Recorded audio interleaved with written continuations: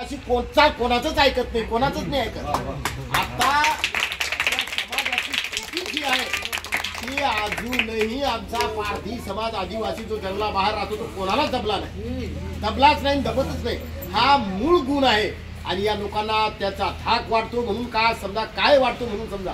परंतु या आदिवासीला जर समोर जाऊ दिलं तर हे लोक आपल्याला अटकणार नाही.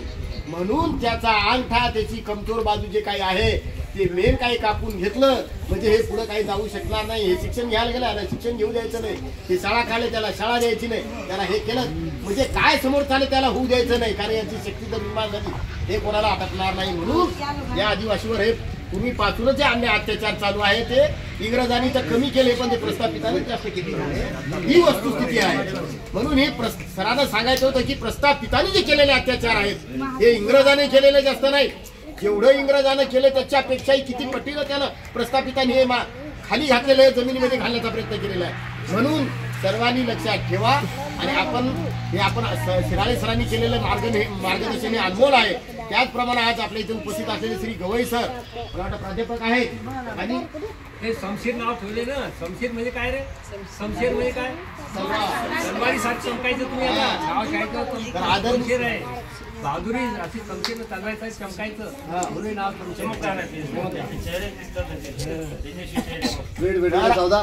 आता यानंतर आता वेळ भरपूर झालेला आहे तर आदरणीय श्री गवई सरांना विनंती करतो की त्यांनी आपले दोन अनमोल शब्द. आजच्या कार्यक्रमासाठी उपस्थित असलेले माझे वर्ग शिक्षक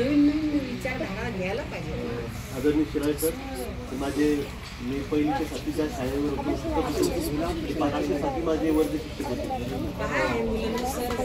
माझे वर्ग शिक्षक आहेत 5-6, मी त्यांचा विद्यार्थी आहे. आणि आज योगायोगे शिक्षक आणि विद्यार्थी एकाच मंचावर योगायोगे माझे दुसरे सहकारी प्राध्यापक सुनील बावस्कर सर, बोंद्रे सर, वाळे भाऊ आणि युवराज दादा आणि या ठिकाणी उपस्थित सर्व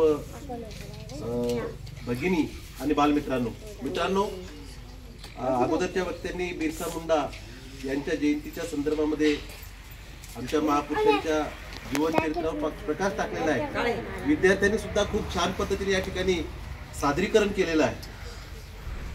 खरं तर युवराज भाऊ आणि त्यांची सर्व टीम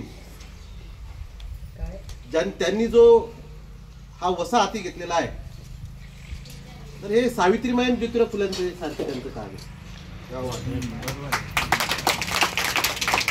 खरं तर आज आपण बघतोय की या देशामधली जी सामाजिक व्यवस्था आहे, सामाजिक व्यवस्था समजणं यांना नाही समजणार आहे. आता हे तुमच्या आपण 5-10 लोकांसंदर्भात आपण ही चर्चा करतोय. आम्हाला आमचा मित्र आणि शत्रू कळल्याशिवाय आम्ही लढाई जिंकणार नाही. हा, आम्ही आमच्या मित्राला शत्रू आणि शत्रूला मित्र समजत आहोत म्हणून समस्या आहे. बिरसा मुंडा वयाच्या 25 वर्षापर्यंत जगलेत, मात्र मित्र आणि शत्रू यांची त्यांना ओळख होती. आमच्या डोक्यात जे पेरल्या जाते, एकतर आम्हाला हजारो वर्ष या देशामध्ये शिक्षणाचा अधिकार नाकारलाय. 1950 पासून कुठेतरी वाड्या वस्त्याला आम्हाला शिक्षण मिळायला लागले. आता नुकतेच आम्ही शिक्षणाच्या प्रवाहात आलो आणि मग आम्हाला कोणीतरी खोटा इतिहास आमच्या डोक्यात भरतोय आणि तोच खोटा इतिहास घेऊन आम्ही जगत असतो.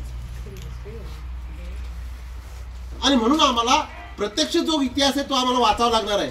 खरं तर आम्ही स्वतःला ज्या जातीच्या व्यवस्थेमध्ये स्वतःच्या जातीला मोठं समजतोय की माझी जात सर्वात श्रेष्ठ, हे म्हणतील माझी जात श्रेष्ठ, हे म्हणतील माझी जात श्रेष्ठ, हे म्हणतील. या देशाची जातीची व्यवस्था ही आपली व्यवस्था नाही. हा जो देश आहे या देशामध्ये, भारतामध्ये एका कालखंडामध्ये भारतामध्ये जाती नव्हत्या. म्हणजे तुम्ही पारधी नाही, मी मांग नाही.